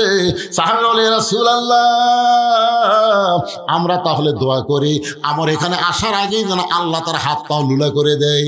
এই কথা যখন ওসমান বলেছে, নবী দোয়া করবেন এমন সময় আল্লাহ কোরআন থেকে আয়াত নাজিল করে বলে, ইয়া আইয়ুহান নাবিয়্যু হারজিল মুমিনিনা আলাল কিতাল, ওগো নবীজি কাফের বেঈমান মুসলমানদেরকে হত্যা করবে আর মুসলমান দোয়া করে সেই হত্যা থেকে বাঁচতে চাবে, এইটা আর চলবে না। এই দুইটা হাত খালি দোয়ার হাত না, এই দুইটা হাত হলো লাঠি ধরার হাত, এই দুইটা হাত হলো অস্ত্র ধরার হাত। জোরে কোন ঠিক কি না? নবী দোয়া না করে বলে, নাই তোমাদের মধ্যে কেউ আসো, ওই আমার কাছে আসার আগেই ওর সামনে যাওয়ার পারবা। সব সাহাবী চোখ বন্ধ করে চিন্তা করে, প্রতি সন্ধ্যায় 21 কেজি খায় আর তরবারির ওজন হলো 3.5 মণ, এর সামনে কে যাবি রে? সবাই যখন চিন্তা করতেছে, পিছন দিক থেকে আলী দাঁড়ায় বলতেছে, ইয়া রাসূলুল্লাহ আমি যাবার চাই। রাসূল বলেন, বস, তুই ছোট মানুষ, তুই কি বুঝিস? বড় বগুলো মাথা নিচে করে চিন্তা করে, পিছন থেকে আমি যাবার চাই। বুড়িয়াগুলা সব খালি ফতুয়া দেয়, ইসলামের সাথে রাজনীতির সম্পর্ক নাই। আর আবু সাইদ সর্বপ্রথম অস্ত্রের সামনে দাঁড়ায়। ধরে কোন কথা ঠিক না? মার মার। দেখেছি বিএনপি কোন জায়গায় লুকে গেছে, খুঁজে পাওয়া যাচ্ছে না। জামাত ইসলাম অনলাইনে মিটিং করতেছে এই হাসিনার ভয়ে। ধরে কোন কথা ঠিক না? বাতিলের সাথে আপোষ করে বেঁচে থাকার চেয়ে মরা ভাই ভালো। মার। কি মনে করতেছেন? হ্যাঁ, পিছন দিক থেকে দাঁড়াইছে, হুজুর আমি আলী আমরের সামনে দাঁড়াবার চাই। রাসূল আলী প্রতি সন্ধ্যায় 21 কেজি খাদ্য খায়, 3.5 মজুরের তরবারি নিয়ে জিহাদের ময়দানে যায়। আলী বলতেছে, আল্লাহর ঈমান আমার ভিতরে, নবীর মহব্বত করি যায়, পৃথিবীর তামাম শক্তির সামনে আমি আলী একা দাঁড়াবার চাই। রাসূল বলে, কাছে ডাইকা বলে, ওসমান তোমার বাড়িতে কিছু আছে? তরবারি ছুরি? হুজুর আমার বাড়িতে একটা ছুরি আছে উট কুরবানির জন্য। রাসূল বলে, ওরে নিয়ে আসো। একটা তরবারি এনেন, নবীর হাতে দিলেন। নবীর তাকিয়ে দেখেন 27 ইঞ্চি, ওজন হবে 1 কেজি। আর কয় মন নিয়ে আসতেছে? 3.5 মণ। 1 কেজি ওজনের একটা ছুরি আলীর হাতে দিয়ে বলেন, আলী তরবারির বিরুদ্ধে তসফি টুবি চলবি না, তরবারি চলবি। সুবহানাল্লাহ কোন না কেন? বিসমিল্লাহ বলে হযরত আলী যেই মাত্র দেয়, এক দৌড় মারতেছে। রাসূল ডাকতে বলে, আলী রে তোমাকে সাবার কইছি, তাই বলে এত জোরে দৌড়াও কেন? বলে, ইয়া রাসূলুল্লাহ ওই কাফেরের আমর আপনার পবিত্র চেহারা দেখার আগে আমি আলী ওকে জাহান্নামে পাঠাবার চাই। লিল্লাহে তাকবীর। এক দৌড়ে আমরের সামনে, পিছনে হাজার কয়েক কাফেররা মিছিল করতেছে, মুসলমানের নবীকে কেউ বাঁচাবার পারবে না, মুসলমানের নবীকে কেউ বাঁচাবার পারবে না। সবাই যখন মিছিল করতেছে, হাতির মতন আমর খালি সামনে হাঁটতেছে। আলী একবারে মিডল পয়েন্ট, একে বুক বরাবর খাড়া হয়ে গেছে। আমর থেকে দেখে এই কোমর বরাবর আছে। কে রে বেটে, তোর বাপ নাই, তোর কেউ নাই দুনিয়ায়? এই বীরের সামনে এই চাকু দিয়া তো কে পাঠাচ্ছে রে? চাকু যেটা গরু জব করে তার নাম হলো ছুরি, আর যেটা চামড়া ছেলে তার নাম কি? এই বীরের সামনে তোর চাকু দিয়ে কে পাঠাইলো? সঙ্গে সঙ্গে হযরত আলী আল্লাহর কোরআন থেকে একটা আয়াত তেলাওয়াত করে ওই চাকুর আগায় ফুঁক দিয়া আমরের সামনে একটা টান মারছে মাটির উপরে। টান মাইরা বলতেছে, রে কাফেরের পাটা, তুই কত বড় বাপের বেটা, আল্লাহর নবী তো হত্যা করা দূরের কথা, এই দাগটা ডাঙ্গায়া 1 ধাপ সামনে যা। তুই কত বড় বাপের বেটা, আল্লাহর নবীকে হত্যা করার জন্য রওনা দিয়েছিস, খালি এই দাগটা পার হয়ে গেলে 1 ধাপ। এইটাকে বলা হয় হায়দারি হাঁক। ধরে কোন কি হাঁক? ভারত আমাকে ভয় দেখায়, আমরা বলবো হ্যাঁ 3 হাতে একটা লাঠি আর কোমরের মধ্যে খুর। লাঠি দিয়ে পাড়া ধর্ম, খুর দিয়া গোড়া কাটবো না রে, আগা কাটা খালি পোলটা দেবো রে, খালি পোলটা দেবো, খাতনায় মুসলমান হয়ে কলমা পড়বি, জোরে করে কথা ঠিক না? কি ভয় করতেছেন? দেখেন দেখেন মুসলমান, দেখেন একটা দাগ দিয়ে বলতেছে কত বড় বাপের দাগ পার এমন কথা বলেছে, আমার খালি থর থর করে কাঁপতেছে। এই কথা আলী বলে নাই, ইমানের বলে বলিয়ান হয়ে মুসলমানের জবান দিয়ে আল্লাহ বলাইছে। তোর কোন কথা ঠিক কিনা? খালি পার হ, খালি পার হ। সমস্ত কাফেররা বলতেছে মারেন মারেন। একটা পুচকা আপনার সামনে কি কথা বলে, আপনি কেন দাঁড়ায় আছেন? মারেন মারেন। আমর যখন তরবারিটা ঘাট থেকে নামায়া আলীকে মারতে চাই, ইত্তাকু ফিরাসাতাল মুমিনিনা ফাইন্নাহু ইয়ানজুরু বিনুরিল্লাহ। আলী তখন তাকায় দেখে ওইটা তরবারি না, ওইটা আল্লাহ কাঠের তক্তা বানায়া দিছে।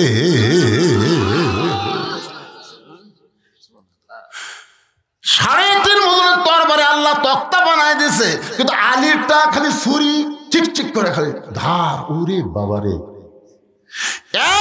এক লাফে তক্তার উপরে উঠবে। আমরাও এক লাফে উঠপার বলতেছি না। এই মসজিদের পক্ষ থেকে আপনাদের কাছে ব্যাগ যাবে, রুমাল যাবে, পকেট থেকে টাকাটা লাভ দেয় বার হয়ে ওই রুমালের মধ্যে ঢুকবে। পারবেন না ভাইজান? পারবেন না? ব্যাগ যাবে, রুমাল যাবে, একটা লোকও টাকা দিবেন না, এরকম কেউ আছেন? আল্লাহর ঘর মসজিদে দিবেন না এরকম কোনো লোক আছেন? যারা দিবেন 10 পারেন, 20 পারেন, 50 পারেন, 100 পারেন, যে যা পারবেন আল্লাহর রাস্তায় দান করবেন, এরকম কারা আছেন? একটু আল্লাহ হাত দেখান তো যারা দিবেন। রে পিছন থেকে হাত তোলেন নাকি রে? লিল্লাহে তাকবীর, হাত নামান। আচ্ছা ভাই শোনেন, দান করার আগে এই এই ব্যাগ একটু দেরি করেন, একটু দেরি করেন। আচ্ছা, দান বাক্স মসজিদে জুমার দিন আপনাকে সামনে দিয়ে যায় যায় পকেটত, কিন্তু আপনি খেয়াল করেন 500 টাকার লোট আছে, 200 টাকার লোট আছে, 100 টাকার লোট আছে রে, কিন্তু 10 টাকা নাই। 10 টাকা যেই নাই, শয়তান কি কয়? যেই ঠেলা মারছে শয়তান কয় আমি বিজয় হলাম রে, তোর টাকা থেকে কাম হলো না রে, তুই জান্নাত যার পারলি না। আপনারা বলেন তো, আল্লাহ বলেছে লান তানালুল বিররা হাত্তা তুনফিকু মিম্মা তুহিব্বুন। তোমার পকেটে যেইটা সবচাইতে বড় নোট, ওইটাই আমি আল্লাহর পছন্দ। এখন তুমি ছোট দিবে না বড় দিবে, সেটা তোমার ঈমান বলবে। কারণ যে টাকা আপনারা আজকে দান করবেন, এই টাকা দুনিয়ার কোনো ব্যাংকে যাবে না, এই টাকা আপনাদের নামে আল্লাহ জান্নাতের ব্যাংকে অ্যাকাউন্ট খুলে দিবে। এখন কোনটা দিবেন? সেটা ছোটা যেটা চা আলা লাইনি, পান আলা ধরেনি, ওইটা দিবেন ব্যাগের মধ্যে? আপনারা চিন্তা করে এখন পকেটে হাত দেন, এখন ব্যাগলা ওঠেন, এখন ওঠেন। মাত্র 5 মিনিট আদায় হবে, তারপর আবার আলোচনা ফিরে আসবে। ব্যাগের মধ্যে দিয়ে দেন, সবাই দিয়ে দেন। এই ফাঁকে যারা এখনো দান করেননি, মসজিদ কমিটির মধ্যে আছেন, মসজিদের হিতাকাঙ্ক্ষী, মসজিদের ভালোবাসার মানুষ, তাদেরকে আমি বলবো তারা আল্লাহর হস্তে এখন আর দেরি করেন না। ঘড়ির দিকে তাকায় দেখেন, কাটায় কাটায় 12টা বাজে গেছে, আদায় আমি শুরু করলাম। এখন আসেন ভাইজান, এই মসজিদ কমিটির যারা আছেন, মসজিদের হিদায়াতকে আছেন, ইমামের জন্য আপনার ঘর বানাবেন, ইমামকে বাসস্থান বানাই দিবেন, এই নিয়তে আল্লাহর পাগল বান্দারা আল্লাহর হস্তে দান করবেন, দিয়ে দেন। যারা নগদ না পারবেন বাকি দেন, অসুবিধা নেই, পরে আপনি দিয়ে দিবেন। যদি নগদ না থাকে লিখে দেন। আপনি বাম হাতে লেখেন? আচ্ছা ঠিক আছে, ওটা কি লিখলেন? দিছে এটা না দিবি?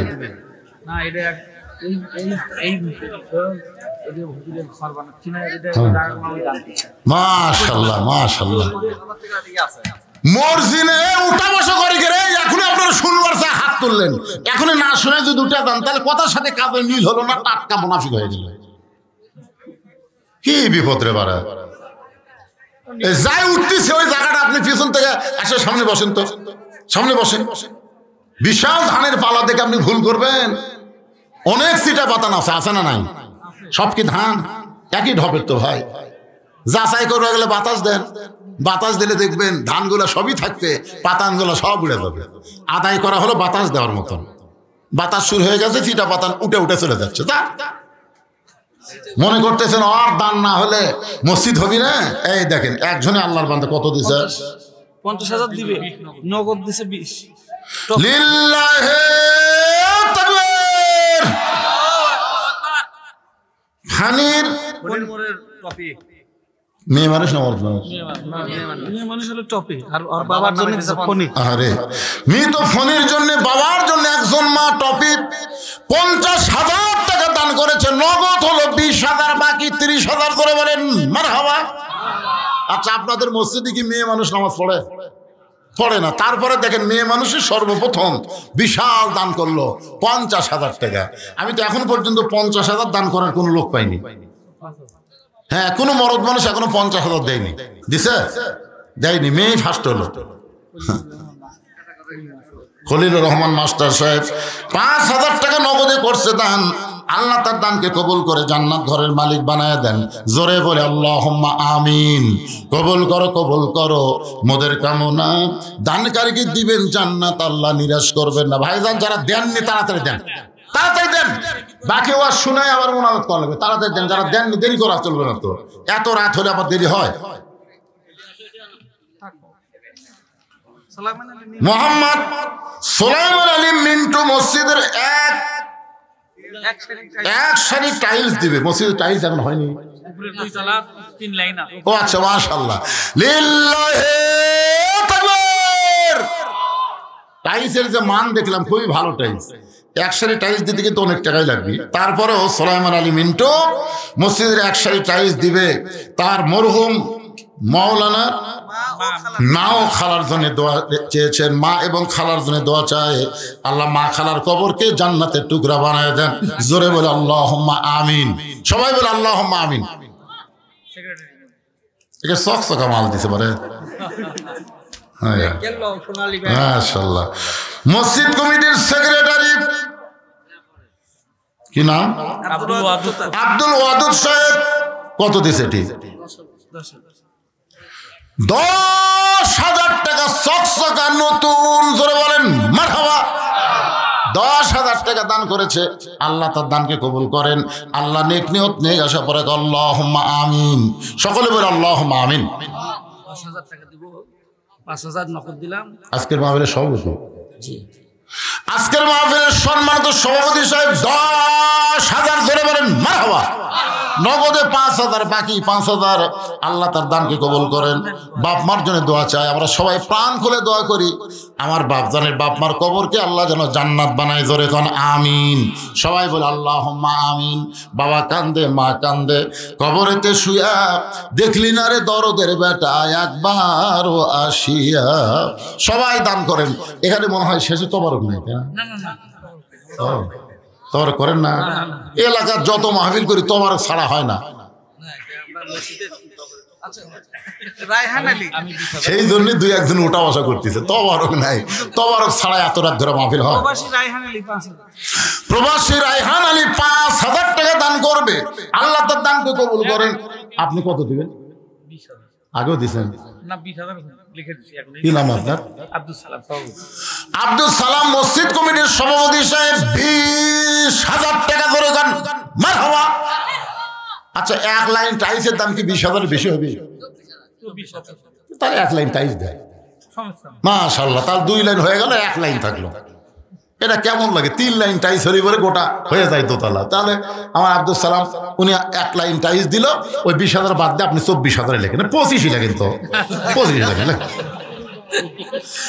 1 লাইন টাইলস জোরে গান মারহাবা। আপনজন যারা কবরে গেছে দানের উসিলায় আল্লাহ তাদের কবরকে জান্নাতের টুকরা বানায় দেন। জোরে বলে আল্লাহুম্মা আমিন। এবছর মসজিদে নতুন সেক্রেটারি হচ্ছে। নতুন সেক্রেটারি কোথায়? নতুন সেক্রেটারি সাহেব টাকা লেন তো ফেরত লেন। টাকা ফেরত দিয়ে 1 লাইন টাইম দেওয়া দেখবি। কি কন? আলহামদুলিল্লাহ, ফেরত নিবি না। লিল্লাহি তাকবীর। সেক্রেটারি সাহেব 1 লাইন টাইম জোরে কর মারহাবা। গোটা দুনিয়া ধ্বংস হবে, ইসরাফিল আলাইহিস সালাম সিংহায় ফুৎকার দিলে, কিন্তু মসজিদ মাদ্রাসা ধ্বংস হবে না। এগুলো সব আসমানে উঠতে থাকবে।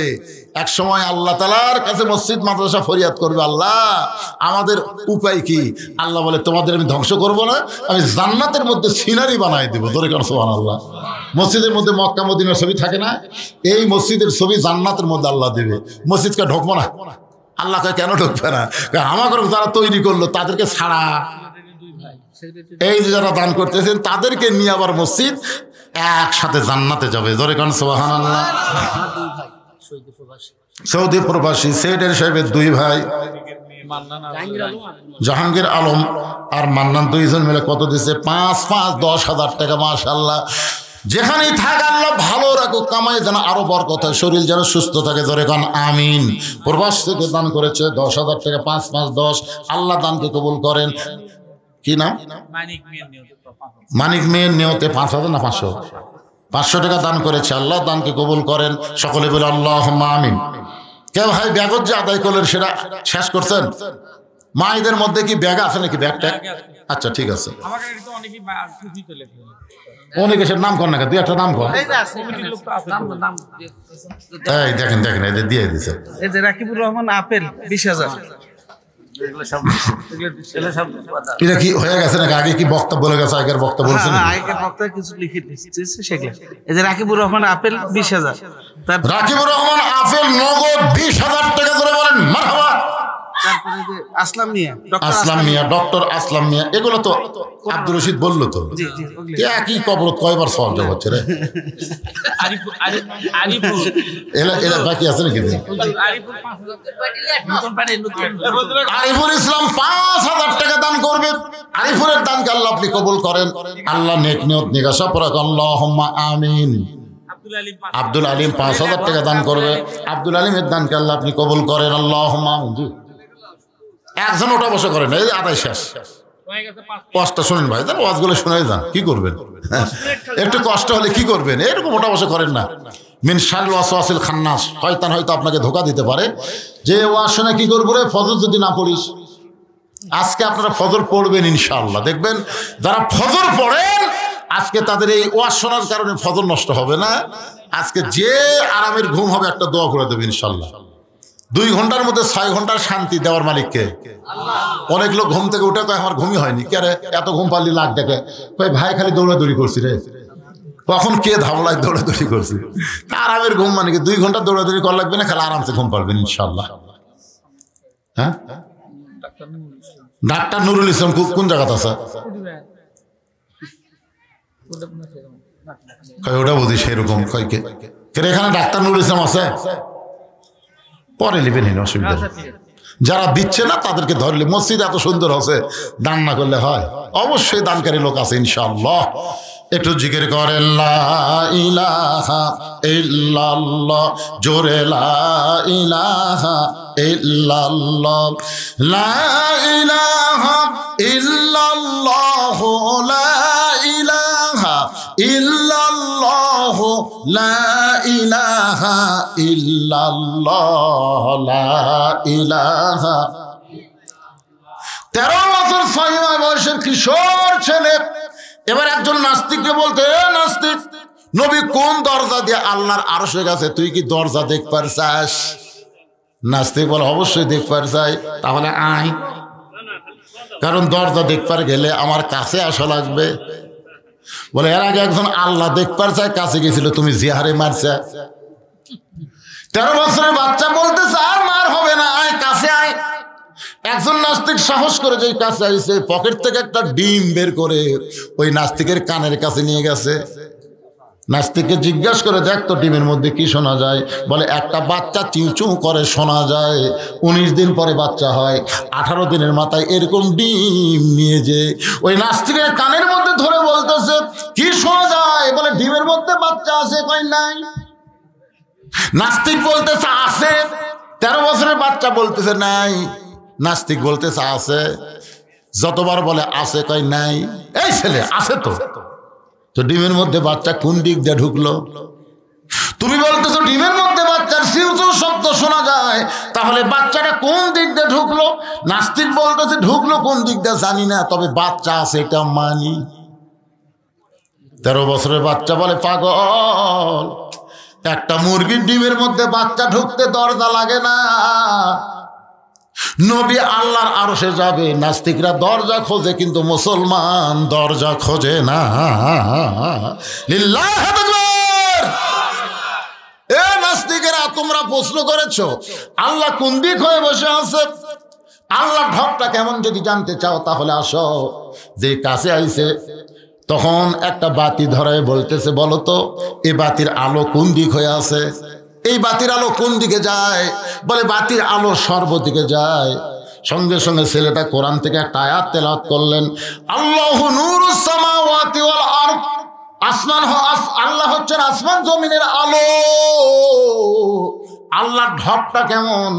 আল্লাহ হচ্ছেন আসমান জমিনের আলো। এক বাতি দিয়ে 2টা প্রশ্নের উত্তর হয়ে গেল। জোরে বলেন সুবহানাল্লাহ। এখন বাজান রে, হযরত আলী যেই মাত্র তক্তা দেখতে পাইছে, আপনারা বলেন তরবারি যদি তক্তা দেখতে পায় তার অন্তরের কোনো ভয় থাকে? আল্লাহর নাম নিয়ে লাফ দিয়ে ওঠে, তক্তার উপরে দাঁড়াইয়া ওই 27 ইঞ্চি তরবারি বিসমিল্লাহ বলে যেই মাত্র ঘাড়ে ঠেকাইছে, সঙ্গে সঙ্গে দেহ একদিকে মাথা একদিকে পড়ে যায়।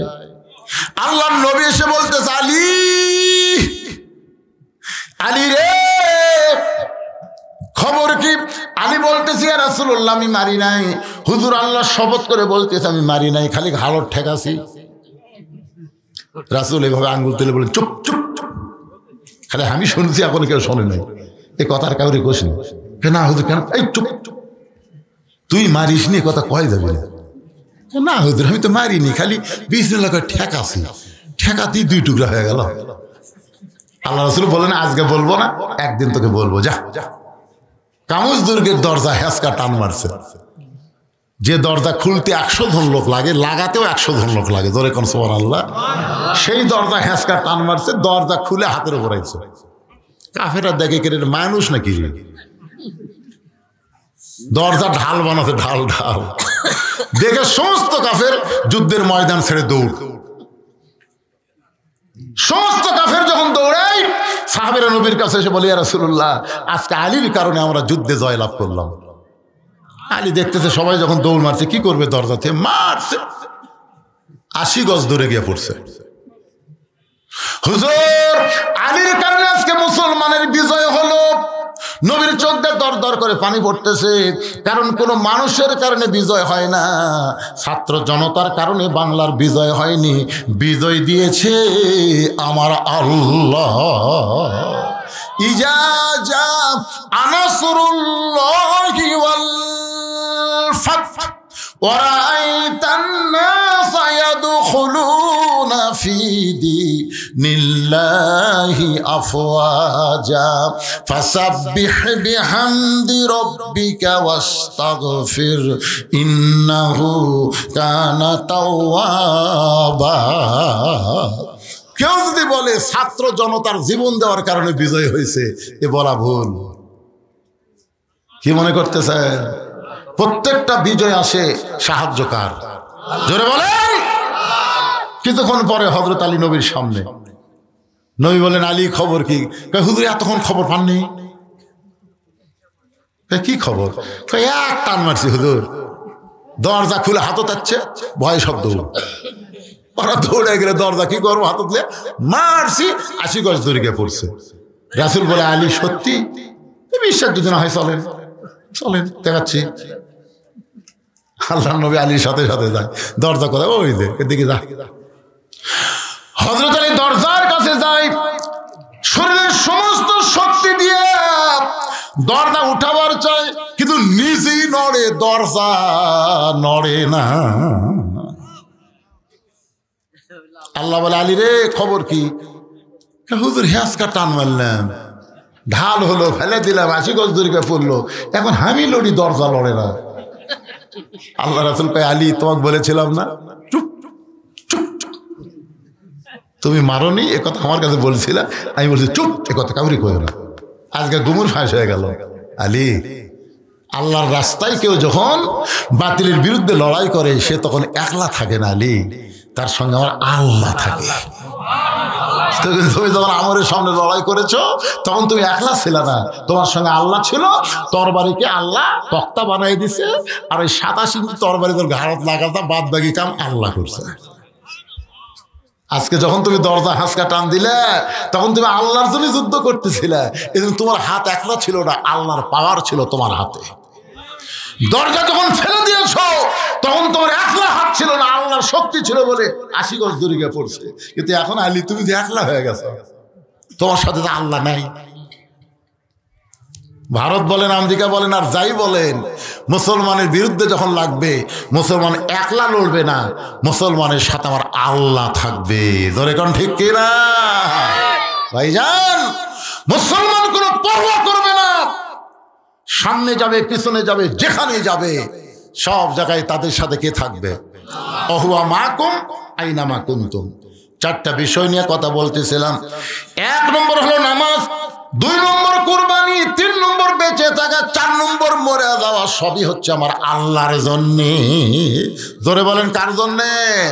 আমরা নামাজ পড়বো কার জন্যে? কুরবানি করবো কার জন্যে? কুরবানি মানে গরু কুরবানি না, এই যে মসজিদের জন্য যেটা দিলেন এটা একটা কুরবানি। কেউ দিবার পারলো, কেউ পারলো না, অনেকের টাকা পয়সা আছে পারলো না, এটাই হলো কুরবানি। ত্যাগ করা, দান করা মানে কি? ত্যাগ করে দিলাম। সারা জীবনে কামাই করে আমি কি করছি? আমার ভাই গেছে, ত্যাগ করে দিছি। মসজিদ, মাদ্রাসা, এতিমখানা, এবার সাইদে হুজুরের নামে একটা কনফারেন্স হল করলাম, এই ভিডিও বানেরা দানে কি সব ত্যাগ। ত্যাগ করেন, কুরবানি করেন, আল্লাহ তাআলা আপনার জন্য জান্নাত কুরবানি করে দিবে। যা, আমি তো জান্নাত দিয়ে দিলাম। এই জন্য রাসূল বলেছে কেউ আল্লাহর ঘরের জন্য দেয়, আল্লাহ তাকে দুনিয়াতে দেয় না, জান্নাতে একটা ঘর দিয়ে দেয়। যারা দান করলেন জান্নাতের মধ্যে একটা ঘর বরাদ্দ পেয়ে গেলেন, যারা করেন নাই করবেন, অসুবিধা নেই। আপনি যদি বড় না দিবার পারেন ব্যাগের মধ্যে তো দিচ্ছেন, দেননি ভাইজান, সবাই দেননি। আল্লাহ সকলের দানকে কুরবানির মধ্যে কবুল করুক, সকলে বলে আমিন। আমরা বাঁচা থাকবো কার জন্যে? আবার মরবো কার জন্যে? আল্লাহ বাঁচা থাকা আল্লাহর জন্য কবুল করুক, মরে যাওয়া আল্লাহর জন্য যেন কবুল করে। সকলে বলে আল্লাহুম্মা আমিন। আস্তাগফিরুল্লাহ রাব্বি মিন কুল্লি যামবি ওয়া আতুবু ইলাইহি লা হাওলা ওয়ালা কুওয়াতা ইল্লা বিল্লাহিল আলিয়্যিল আযীম। আল্লাহুম্মা সাল্লি আলা মুহাম্মদ, আল্লাহুম্মা বারিক আলা মুহাম্মদ। মোনাজাতের পরে আমার লেখা একটা বই আছে, আর মাদ্রাসার জন্য, এতিমদের জন্য একটা বই লিখছি আমি, মাত্র 50 টাকা হাদিয়া। এটা বইয়ের দাম না, এই 50 টাকা আমার এতিমদেরকে দান করার সব পাবেন, বিনিময়ে একটা বই পাবেন, আর 50 টাকার বিনিময়ে একটা বই পাবেন। মাদ্রাসায় 50 টাকা দান করার সব হবে, যারা নেবেন মোনাজাতের পরে হবে ইনশাআল্লাহ। এমনি তো দান করছি ওরা, তারপরও ব্যাগের মধ্যে আবার 11,900 টাকা আমার মায়েরা দান করছে। মায়েদের এই বিশাল দানকে আল্লাহ কবুল করুক, সকলে বলে আমিন। মায়েরা মসজিদে আসে না, তারপর 50,000 টাকা মা দিছে সর্বপ্রথম। টপি নাকি টপি। আর এক মা মসজিদের ইমামদের জায়গা বাসা করার জন্য জায়গায় দিয়ে দিছে। সুবহানাল্লাহ।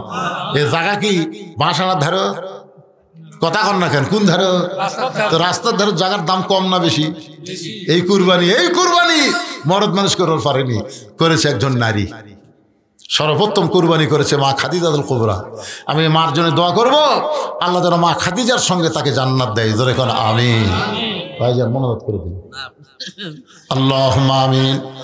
আল্লাহুম্মা আনতাস সালাম ওয়া মিনকাস সালাম, তাবারাকতা ইয়া যাল জালালি ওয়াল ইকরাম। আয় আল্লাহ তাআলা, কঠিন শীতের ভিতরে আরামের বাড়ি ঘরকে বাদ দিয়া ল্যাপ্ত শোকের মহব্বত কলিজা থেকে বের করে এই জান্নাতের বাগানে বসে বসে কোরআন হাদিস আলোচনা শোনার শেষ আমি গুনাহগারের সঙ্গে রহমতের দরজায় ফকির হয়ে দোকানা হাত তুলেছি। আল্লাহ মেহেরবানি করে আজকের মাহফিল আমাদের সকলের হিদায়াতের জন্য, নাজাতের জন্য, জান্নাতের জন্য কবুল করে নাও। এই মাহফিলের শুরু থেকে শেষ পর্যন্ত যত আলোচনা হয়েছে আল্লাহ, এর মধ্যে যদি ত্রুটি হয়, ভুল হয়, মাফ করে দাও। এর যা হাদিয়া মঞ্জুর করেন সোনার মদিনায় নবী পাকের রওজা মুবারকে আল্লাহ কবুল করে নাও।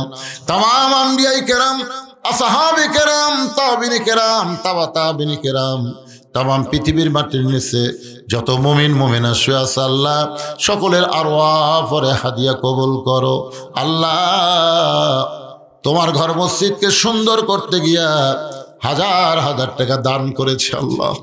তোমার ঘর মসজিদকে ভালোবেসে আজকে নগদে বাকিতে এমনকি গামছা রুমালের মধ্যেও যারা দান করলো, আল্লাহ সব দানগুলোকে জান্নাতের বিনিময় হিসাবে কবুল করে নাও আল্লাহ। আমার মা বোনেরা মসজিদে নামাজ পড়তে পারবে না, তারপরে মসজিদকে বিশ্বাস করে ভালোবেসে দান করলো, আমার মায়েদের দানকে কবুল করে মা খাদিজার সঙ্গে তাদের জান্নাত দিও।